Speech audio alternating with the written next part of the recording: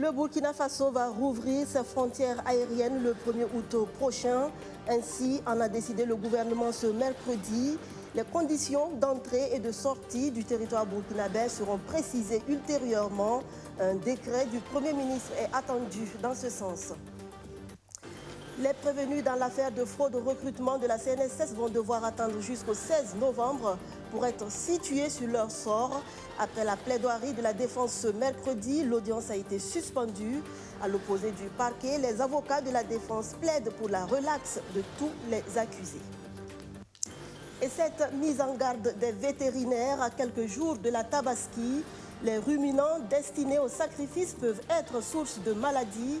Il arrive que les vendeurs de bétail gavent leurs bêtes afin qu'elles soient en forme et plus attrayantes. Mais les antibiotiques et autres antiparasitaires utilisés à cet effet peuvent nuire gravement à la santé des consommateurs. Éleveurs, vendeurs et acheteurs sont tous interpellés. Voilà pour le sommaire. Bonsoir à tous et bienvenue à cette session d'information.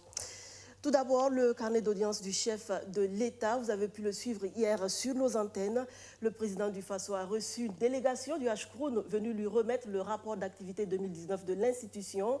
Et bien, à la suite, ce sont les patrons de médias privés et d'agences de communication qui ont pu s'entretenir avec Rochmar Christian Kaboré sur leurs préoccupations du moment. La Covid-19 n'a pas fait de cadeau à ces entreprises qui, de peur de mourir, en appellent au soutien du président du Faso. Je vous propose d'entendre leur porte-parole à l'issue de l'audience.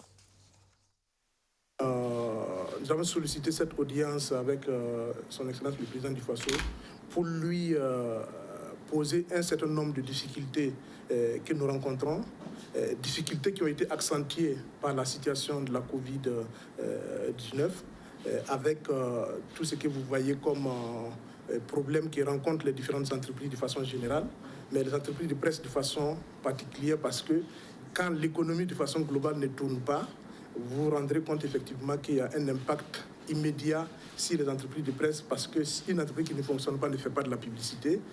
Et vous avez aussi remarqué qu'il n'y a pas d'événementiel, donc il n'y a pas beaucoup de couverture, de publi-reportages. Donc il y a une bonne partie des recettes des entreprises de presse qui se trouvent effectivement compromises du fait de la situation de crise que nous vivons. Donc nous avons voulu porter effectivement ces préoccupations à M. le Président du Faso pour solliciter effectivement que l'État puisse effectivement voir dans quelle mesure accompagner les entreprises de presse pour qu'au sortir de la Covid, là, on n'ait pas la majorité qui mette la clé sous le paillasson. Donc, ces difficultés tournent entre autres autour de la question de l'accès à un certain nombre l'accès à la publicité, l'accès à comment on appelle, les problèmes que nous avons par rapport à la subvention. Nous avons effectivement posé le problème parce que nous sommes rendus compte que par rapport à la Covid, le président du Faso nous avait effectivement annoncé un appui au niveau des médias. Nous avions pensé effectivement que c'était au niveau de la subvention que cette aide-là pouvait être réglée. Donc nous avons vu que malheureusement, l'appel qui a été lancé, la subvention, est resté au même montant. Donc nous avons interpellé le président effectivement si la question pour voir dans quelle mesure l'État pourrait contribuer effectivement à une sorte de rallonge par rapport à cette subvention. Le président a promis de regarder ce qui est faisable, mais ce qui est certain, c'est que le problème qui est posé, c'est qu'il nous a demandé de voir dans quelle mesure les fonds qui ont été proposés pour accompagner l'ensemble des entreprises de façon générale pourraient effectivement aussi profiter aux entreprises de presse. Donc c'est ce sujet, effectivement, nous avons eu une oreille attentive. Le traditionnel Conseil des ministres à présent, il s'est tenu ce mercredi sous la présidence du chef de l'État. Au nombre des sujets abordés, l'organisation de l'examen du baccalauréat et la réouverture des frontières du Burkina. Et on apprend que dès le 1er août prochain, le pays sera de nouveau accessible par voie aérienne. Des précisions avec Roméo Kweta.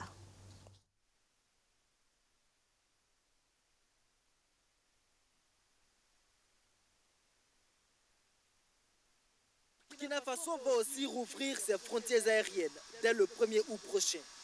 C'est la décision du gouvernement qui veut tout de même franchir le pas avec prudence pour éviter que cette décision ne soit à la base d'une résurgence de la pandémie. C'est pourquoi le décret que prendra le Premier ministre dans ce sens va préciser les exigences auxquelles les passagers devront se soumettre. Nous avons aujourd'hui une des situations les mieux maîtrisés de la sous-région. Donc, c'est un élément important sur lequel nous devons regarder et nous assurer donc justement que l'ouverture des frontières ne puisse pas remettre en cause cet acquis-là. Les frontières terrestres et ferroviaires, en revanche, restent fermées jusqu'à nouvel ordre. Après les candidats du CEP et du BPC qui ont obtenu leurs résultats ce mercredi, ce sera bientôt le tour de leurs aînés du baccalauréat de débuter leur composition, prévue du 3 au 21 août prochain. Pour la session 2020, ils sont au total 125 805 candidats. Le gouvernement se dit prêt pour l'échéance, même si l'élément perturbateur risque d'être les inondations qui peuvent empêcher les candidats d'accéder à leur centre d'examen, comme cela a été le cas pour le BPC.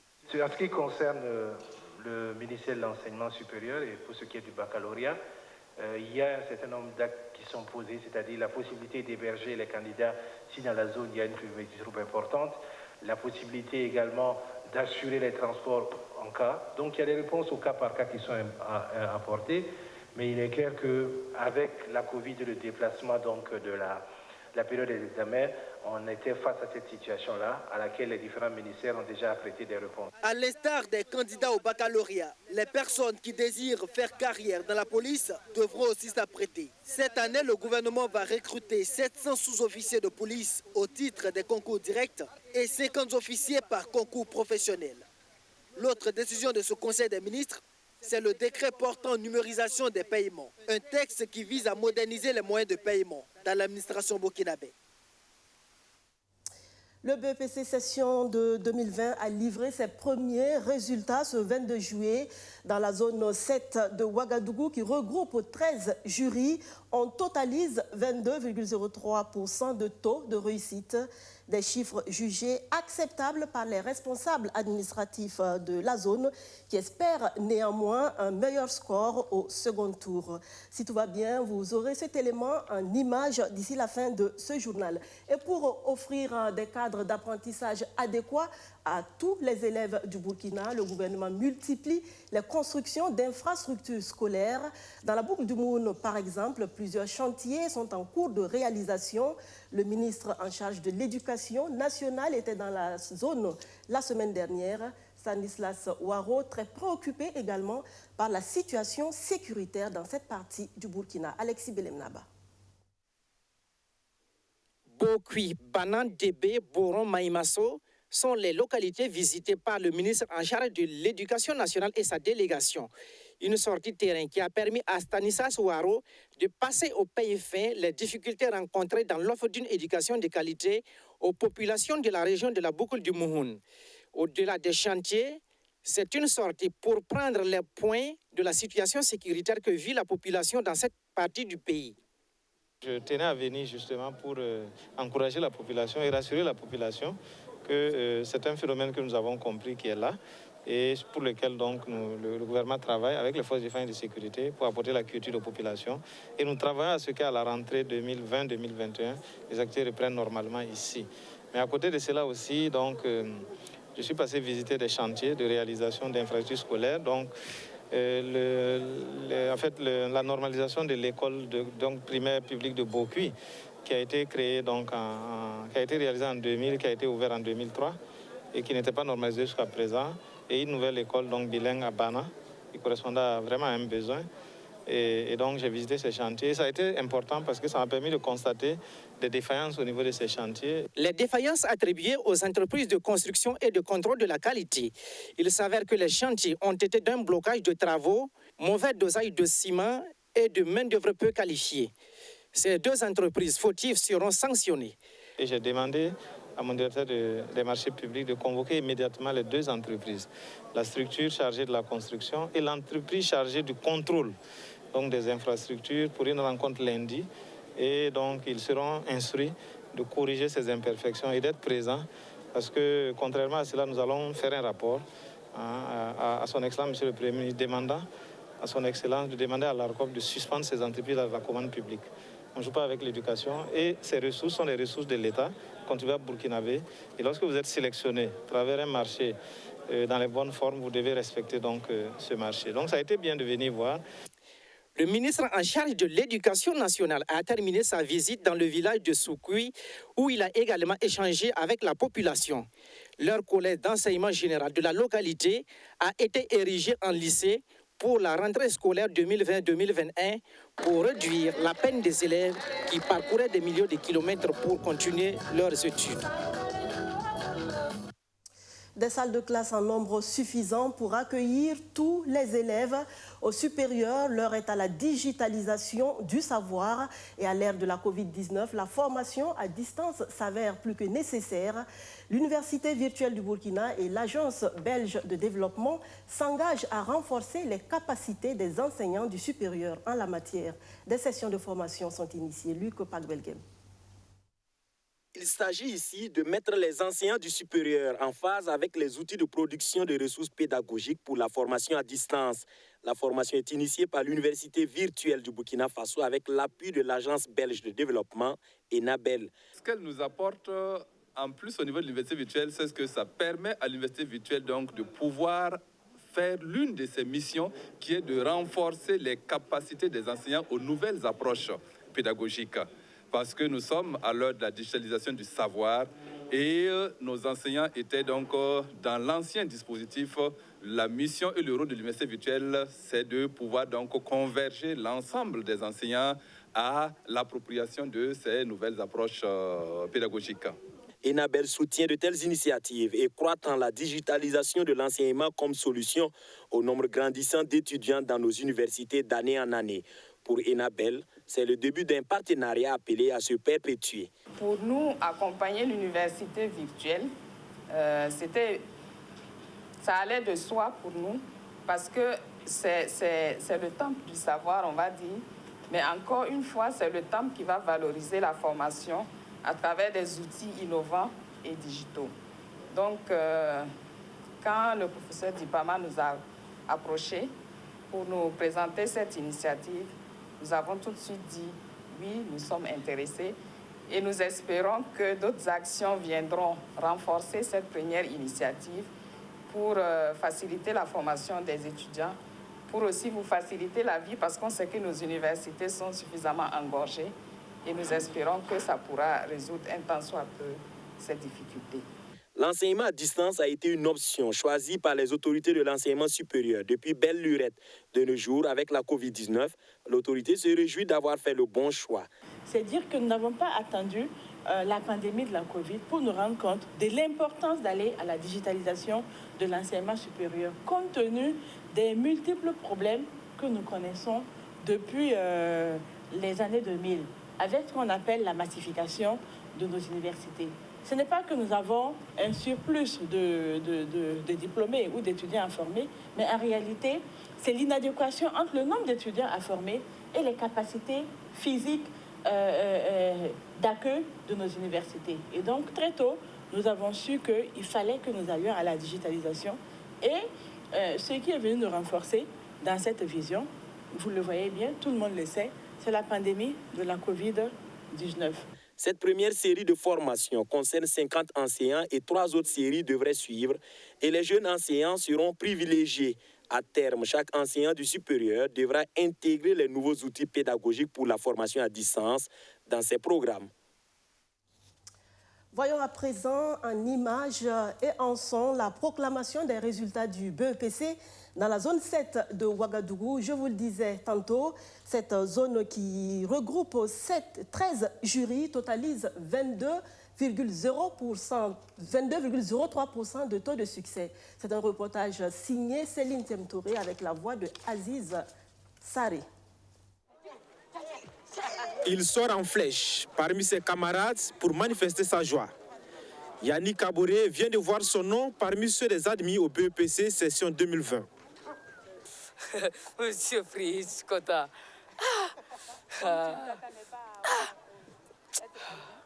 Je m'attendais en tout cas, mais on ne sait pas quoi. Donc, je suis sûr de ce que j'ai fait là. Mais on ne sait pas parfois des correcteurs là, donc parfois ça rend heureux. C'est pour ça que tout le monde est free. Mais je suis content. Félicité Tarnagda n'arrive pas également à cacher ses émotions. Elle vient aussi d'avoir le précieux sésame. Je suis admise au premier tour au BPC, je suis très contente. En tout cas, c'était abordable, je me suis en sortie, c'était vraiment génial. Au total, 5 395 candidats étaient en quête du brevet du premier cycle dans la zone 7 de la commune de Ouagadougou. À l'arrivée pour ce premier tour, 1155 admis. Alors au niveau du jury 39, qui est mon jury, on a fait du 20,74%. Alors le jury 40, 20,54%, le 41, 19,65% et le 42, 26,84%. Donc en moyenne, c'est autour de 20, 50% comme ça. Voilà, les 13 jurys qui sont au niveau donc, de la zone 7. Là, nous nous retrouvons avec 1155 admis au premier tour, ce qui donne donc un taux de 22,03% pour l'ensemble donc des 13 jurys. En fait, si on doit faire une comparaison, établir une comparaison avec les résultats des années antérieures, je peux dire déjà au premier tour avec plus de 20%, ça veut dire déjà c'est bon. Nous pensons qu'avec le second tour, le taux pourrait être meilleur que les années antérieures. Les élèves admis et les responsables du centre du lycée Vénégré appellent les candidats du second tour à s'armer de courage pour la suite. Le second tour est prévu pour le samedi prochain. Ces résultats sont attendus pour le lundi. Abus de pouvoir, raisonnement génocidaire, autant de qualificatifs employés ce mercredi par les avocats de la défense pour démonter l'argumentaire du parquet dans le procès CNSS, tandis que les juges requièrent des peines d'emprisonnement assorties d'amende. Pour les 7 prévenus, la défense demande qu'ils soient tout simplement relaxés. Abdou Azissari. Pour innocenter ou réduire la peine requise par le parquet contre leurs clients, les avocats de la défense n'ont pas manqué d'arguments dans leur plaidoirie. C'est d'abord l'avocat de l'ex-DRH de la CNSS Norbert Zeda qui avance ses pions. Pour Maître Bama, la condamnation de son client à 3 ans de prison ferme plus interdiction d'exercer dans la fonction publique pendant 5 ans est tout simplement un abus de pouvoir. Car, dit-il, si réellement il y a eu fraude dans le concours de recrutement des 85 agents de la CNSS, elle ne s'est pas faite au domicile de Norbert Zeda, mais au sein de la caisse. Par conséquent, c'est la CNSS qui devrait être poursuivie pour les 3 chefs d'accusation que sont le favoritisme, le népotisme et le conflit d'intérêts en lieu et place de son client. Maître Bama demande donc au parquet de relaxer l'ex-DRH, y compris tous les autres prévenus pour infractions non constituées. En réponse à ce plaidoyer, le procureur avance la thèse que c'est après analyse des dossiers que les prévenus sont poursuivis et non par plaisir. Ce n'est donc pas fortuit s'ils se retrouvent devant le tribunal. Quant à l'avocat de Daniel Sawadogo, chef du personnel accusé lui aussi de népotisme, de favoritisme et de conflit d'intérêts, lui estime que le parquet a voulu faire du populisme en condamnant son protégé à 3 ans de prison ferme, plus interdiction d'exercer dans la fonction publique pendant 5 ans. Il va plus loin en disant que le procureur a fait un raisonnement génocidaire, car pour lui, les accusés ont été interpellés juste parce qu'ils ont chacun un lien de parenté ou d'amitié avec des admis au concours de la CNSS. Pour conclure, Maître Lamoussa Ouattara ajoute qu'il n'y avait aucune règle à respecter lors du déroulement du concours. Il ne voit donc pas les textes qui ont été violés par son client, le rendant coupable des 3 chefs d'accusation retenus contre lui. Et nous avions souhaité que les personnes qui sont poursuivies, que le procureur qui les poursuit puisse quand même apporter les éléments de nature à établir leur responsabilité pénale personnelle. Alors, c'est ce que nous avions débattu. Il y a eu des témoins, il y a eu des reports. En tout cas, il y a eu beaucoup d'interventions, il y a eu beaucoup d'instructions à durer pour qu'on puisse avoir les éléments. Et jusqu'à cette date, nous n'avions pas trouvé. Voilà, nous n'avons pas trouvé d'éléments. Et donc, nous restons confiants. Afin de mieux examiner toutes les pièces qui lui sont communiquées, le tribunal suspend l'audience jusqu'au 16 novembre prochain pour pouvoir rendre une décision sur la base des éléments qui ont été discutés devant lui. Un mode politique dans ce journal avec la jeunesse du CDP qui fait bloc derrière le président du parti, Edi Kombo-Hugo, en proie à des dissidences et à des contestations de tous ordres. C'est compter sur cette jeunesse qui se prépare activement en vue des prochaines échéances électorales. Justin Amontou. Pour les jeunes et femmes du CDP, le parti va investir son candidat conformément aux tests en vigueur. En Assemblée générale ce 20 juillet, le secrétariat national chargé du mouvement associatif passe en revue les coordinations d'arrondissement mises en place par le parti. En présence du président Edi Komboyogo, le bureau est présenté. Le bureau a été bouclé et aujourd'hui c'est l'occasion de présenter l'ensemble de ses membres au président du parti, accompagné de son premier vice-président Achille Tapsoba. Donc c'était l'objet principal de notre rencontre aujourd'hui.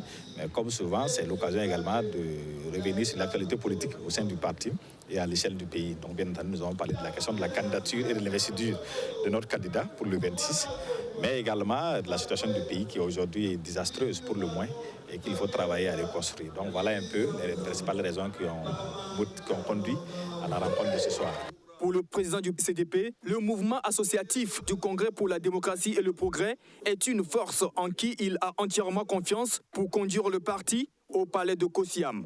Ce soir encore, nous venons de démontrer que le CDP est une force et c'est certainement ce qui fait peur aux uns aux autres, qui les amène à nous intenter en justice avec des raisons fallacieuses. Vous savez, Edi Komboyogo reste Edi Komboyogo. Il ne posera pas d'actes délictueux, encore moins criminels, pour compromettre l'avenir du CDP. Ce n'est pas la peine de vouloir faire peur aux militants du CDP parce que ce sont des astuces pour disperser le CDP. Mais les militants du CDP ne sont pas dupes. Ils ont tous compris et restent soudés derrière leur candidat que je suis. L'investiture du candidat Edi Komboyogo est prévue pour le 26 juillet prochain. Pour l'heure, les mouvements associatifs du CDP disent être soudés autour du candidat Edi Komboyogo. Après la crise dans le secteur des transports routiers du Burkina, il est question maintenant de se réorganiser pour mieux défendre la cause de la corporation. Le Haut Conseil des transporteurs du Burkina poursuit à cet effet la mise en place de ces démembrements dans les 13 régions du pays. Samedi dernier, c'est la section régionale des Cascades qui a été installée. Jacob Zongo, Soto, Justin Dabilé. 29 membres pour diriger le bureau provincial du Haut Conseil des transporteurs du Kénédougou. Ils ont pour mission de faciliter le transport des marchandises dans cette province, frontière avec le Mali, mais aussi d'être proche des acteurs du transport pour leur permettre de vivre de leur métier. Un défi que compte bien relever le président provincial du bureau du Haut Conseil des transporteurs du Kénédougou et son équipe en vue d'atteindre les objectifs visés par le Haut Conseil des transporteurs du Burkina. Je m'adresse à tous les transporteurs du Kénédougou. J'ai été désigné président de ce conseil, mais je tiens à dire à tous que nous devons travailler tous ensemble.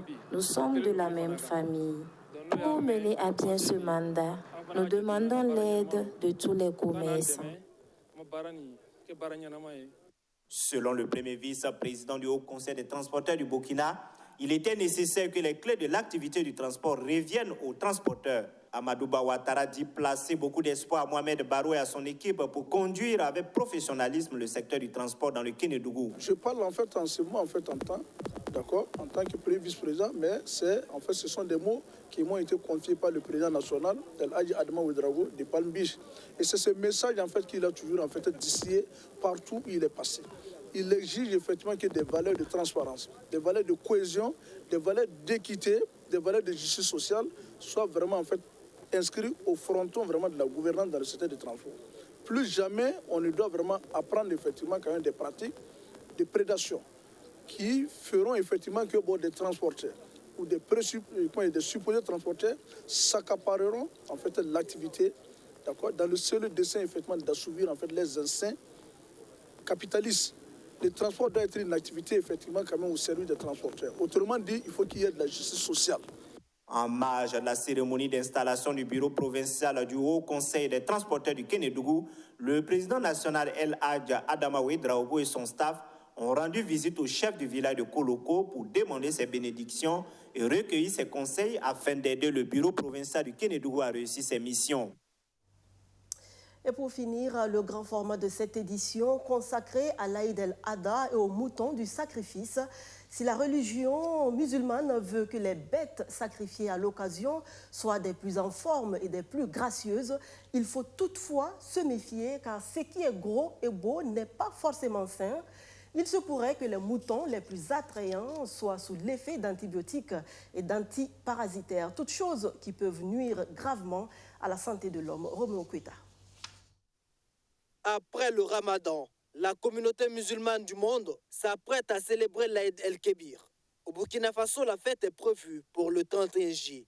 Encore appelée la fête du mouton, la Tabaski est le moment où un grand nombre de ruminants est sacrifié. Mais ces animaux sont susceptibles d'être malades ou de tomber malades avant la fête. Alors, afin de pouvoir les commercialiser durant la période festive, certains éleveurs ou commerçants n'hésitent pas à les gaver d'antibiotiques. Un acte très dangereux selon ce vétérinaire. C'est vrai qu'il y a la fête qui approche, mais il ne faut pas bombarder, comme on disait, bombarder les animaux avec les médicaments, surtout les antibiotiques, les antiparasitaires, afin d'éviter que ces substances que nous allons utiliser là aient une conséquence sur la santé des populations. Parce qu'en effet, lorsqu'on administre un médicament à un animal, le temps que cette substance soit absorbée et puisse être métabolisée au sein de l'organisme prend un certain temps.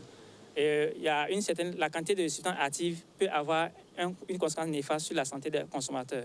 Et pour que cette dose-là soit faible et pour qu'elle n'impacte pas sur la santé des consommateurs, il y a un certain délai qu'il faut respecter qui appelle le délai d'attente. Ce délai d'attente, c'est le délai où le dernier jour d'administration du médicament et le jour où on va abattre l'animal ou consommer une denrée issue de cet animal-là. Ce délai d'attente est de 14 jours en moyenne. À quelques 2 semaines de la Tabaski, il est donc déconseillé aux éleveurs et commerçants d'utiliser des antibiotiques et des antiparasitaires sur les sujets destinés au sacrifice. Ces produits nécessitent un délai d'attente plus long, contrairement aux vitamines, selon ce technicien d'élevage. Pour les vitamines, la plupart, c'est maximum 2 jours de délai d'attente. Il y en a même où c'est nul. Voilà, quand c'est les vitamines. Mais les antibiotiques, il faut observer la période de 21 jours pour la majorité des produits. Voilà, ça c'est quand les animaux sont malades que nous appliquons des antibiotiques, des anti-infectieux. Voilà. Mais maintenant, si c'est juste pour l'embouche, la plupart c'est des vitamines et le déparasitage que nous recommandons. Voilà. Là, le délai d'attente est presque nul, il n'y a pas de problème. La consommation de la viande issue d'un animal sous traitement médicamenteux conduit à l'indigestion de la viande contenant des résidus de ces produits. Elle peut causer des maladies comme la tuberculose. Mais il n'y a pas que les utilisateurs des médicaments qui sont interpellés. L'acheteur aussi doit prendre ses précautions, car le sacrifice d'un animal malade est fortement défendu aux musulmans, selon cet imam. Allons-y dans les mots, c'est haram de tuer une bête qui est malade parce que, en réalité, c'est pour finalement, premièrement, faire un cadeau à Allah. Voilà. Donc, on dit on ne donne pas un cadeau que on n'accepterait pas en fermant les yeux. Le meilleur cadeau, c'est celui que quand vous donnez, vous-même, vous êtes réjoui, c'est-à-dire vous êtes content en le donnant. Soit que si on vous donnait ça, vous allez être content en recevoir. C'est ça qu'il faut donner à nos mondes. Ne sachant pas forcément faire la différence entre un sujet sain et un sujet malade, le client est très souvent une victime. C'est pourquoi les autres acteurs de la chaîne, éleveurs et vendeurs notamment, sont invités à faire preuve de responsabilité et se départir de la cupidité, afin de préserver la santé des populations. Tôt ou tard, les gens qui vous aident financièrement surtout finissent par vous laisser tomber, quelle que soit la nature de vos liens. Alors, pourquoi s'accrocher à quelque chose d'éphémère? Comme le disent les Ivoiriens, cherchez pour vous aussi, pendant qu'il est temps. Merci de rester fidèle à BF1. Je vous retrouve demain. Bonsoir.